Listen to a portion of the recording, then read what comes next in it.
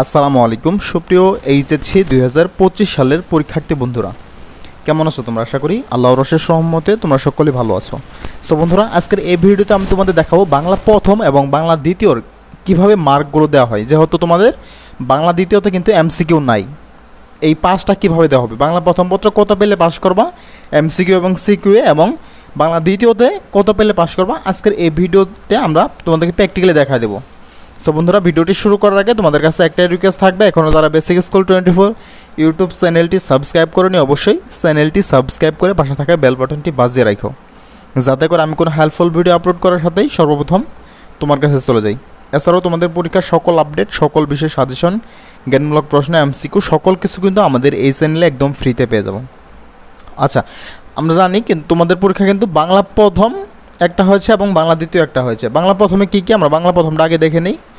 বাংলা প্রথমে তোমার সিকিউ হচ্ছে 70 এবং এমসিকিউ কিন্তু 30। এটা কিন্তু তোমাদের দুইটাভাবে পাস করতে হবে, এবং এমসিকিউ পাস করতে হবে এবং সিকিউ কিন্তু তোমাকে আলাদাভাবে পাস করতে হবে। এমসিকিউ নাম্বার আছে কত? তোমার 70। সেই 70-এর মধ্যে কিন্তু তোমাকে তোমার সৃজনশীল যে 70 আছে, 70-এর মধ্যে তোমাকে কমপক্ষে 23 পেতে হবে। তোমার শুধুমাত্র সিকিউ পাস করার জন্য কিন্তু 23 পেতে হচ্ছে, আর এমসিকিউ হচ্ছে তোমার 30টা এমসিকিউ থাকবে, 30টার মধ্যে তোমাকে কমপক্ষে 10টা হতে হবে। তাহলে তোমার এই 23 এবং 10, তাহলে 33-এ পাস করতেছো তুমি বাংলা প্রথমে। এমসিকিউ এবং সিকিউ অবশ্যই কিন্তু তোমাদের আলাদা আলাদাভাবে পাস করতে হবে। বাংলা প্রথমে তোমার সিকিউ সৃজনশীল 70-এর মধ্যে 23 পেতে হবে এবং এমসিকিউটা 30-এর মধ্যে 10 পেতে হবে, তাহলে তোমরা 33-এ পাস করবা। এটা হচ্ছে তোমার বাংলা প্রথমের পাস। আচ্ছা, আমরা জানি যে বাংলা দ্বিতীয়তে যদি এমসিকিউ থাকতো তোমার, তাহলে কিন্তু তোমার পাস করাটা আরও সহজ হয়ে যেত।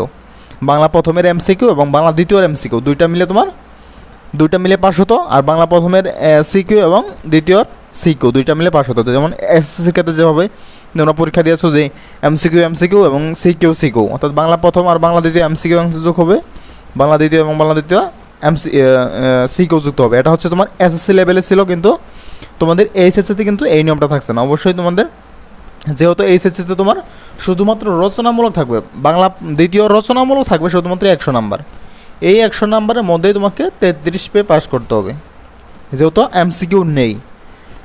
তো তোমাদের কিন্তু বাংলা দ্বিতীয় এমসিকিউ নেই, তাই সিকিউ তোমার 100-র মধ্যে তোমাকে 33 পেতে হবে। তোমাকে 100-র মধ্যে সর্বনিম্ন তোমাকে 33 পেতে হবে। তুমি যদি 33 না পাও, তাহলে কিন্তু তুমি পাস করতেছো না। আর যদি এখানে 30টা এমসিকিউ থাকতো, আর এখানে 30টা এমসিকিউ থাকতো আর বাংলা প্রথমে 30টা, তাহলে 60টার মধ্যে তুমি যদি 20 পাইতা, তবুও কিন্তু তোমার গড়ে পাস আসতো। যেহেতু বাংলা দ্বিতীয়তে এমসিকিউ নেই, অবশ্যই তোমাকে বাংলা দ্বিতীয়টা আলাদাভাবে 33 পেতে হবে। 100-র মধ্যে তোমাকে 33 পেতে হবে। এটা এক হিসাবে তোমার জন্য ভালোই, কারণ বাংলা দ্বিতীয়র এমসিকিউ অনেক হার্ড হতো। তো এই 100-র মধ্যে 33 পেতে হবে, আর এখানে তোমার দুইটা মিলিয়ে 100, 70 আর 30, 100 এর মধ্যে এখানেও 33 পেতে হচ্ছে। তাহলে তোমার এখানে 33, ওখানে 33, তাহলে তুমি পাস করবা বাংলাতে। আর গ্রেড পয়েন্ট যোগ, অনেকে প্রশ্ন করতে পারে যে আমাদের জিপিএটা কীভাবে যোগ হবে। জিপিএটাও এই তোমার 3টা বিষয়, মানে এখানে কিন্তু তোমার 3টা পদ্ধতি, একটা হচ্ছে এমসিকিউ, একটা হচ্ছে সিকিউ, আর একটা হচ্ছে রচনামূলক। বাংলাতে তোমার 3টা পদ্ধতিতে পাস করতে হবে, এমসিকিউ, সিকিউ এবং রচনামূলক। এই 3টাতে পাস করার পর যোগ করার পর তারপরে গ্রেড পয়েন্ট নির্ণয় করা হবে। সো বন্ধুরা, আশা করি বুঝতে পেরেছো।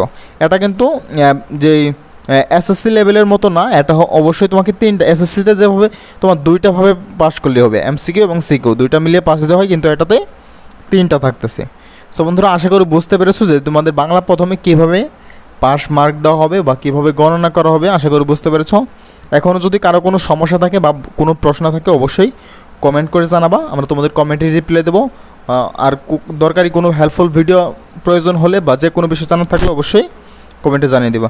আর ভিডিওটি ভালো লাগলে অবশ্যই ভিডিওটি তোমার বন্ধুদের মাঝে শেয়ার করে দেবা, এবং চ্যানেলে নতুন হতে থাকলে চ্যানেলটি সাবস্ক্রাইব করবা, পরবর্তীতে তোমার শিক্ষা রিলেটেড সকল আপডেট পেতে, সকল ভিডিও পেতে।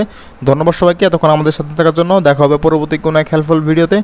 এতক্ষণ পর্যন্ত ভালো থাকুন, সুস্থ থাকুন। আল্লাহ হাফিজ, আসসালামু আলাইকুম।